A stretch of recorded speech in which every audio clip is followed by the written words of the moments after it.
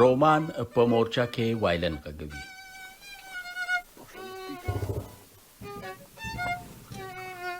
نوموړی هغه مهال د اوکراین په پوځ کې د رضاکار په حیث شامل شو چې د دې هېواد په ختیزه برخه دونباس کې جنګ ونښته.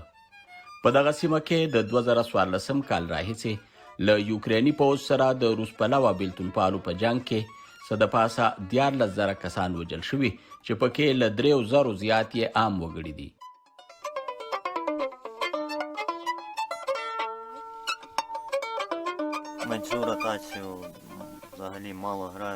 دلته ماته د وایلن غږولو ډیره موقع نه ترلاسه کیږي، خو بیا هم موسیقي زما ژوند دی او په دې احساس مې وخت ښه تیریږي چې وایلن را سره نږدې پروت دی. د دې نه علاوه موسیقي له جنګ او حتی د وژل کېدو له ویرې هم زموږ پام په بل اړوي.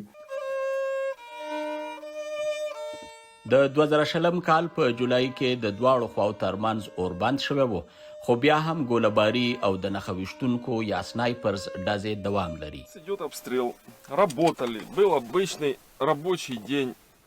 په موږ ګوله‌باري کېږي، هره ورځ دغه شان حال وي چې د چاودنو غږونه او ډزې واورو نو موږ ترې ډډې ته شو او انتظار کوو چې کله دغه لړۍ ودرېږي.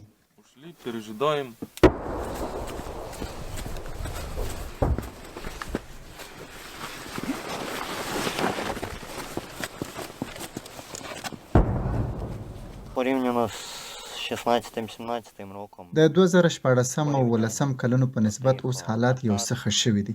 ګوله‌باري کمه شوې او موږ ته هم یوازې په هغه حالت کې د ډز کولو اجازه ده چې بلیتونپالو مو په مورچه راخیږي.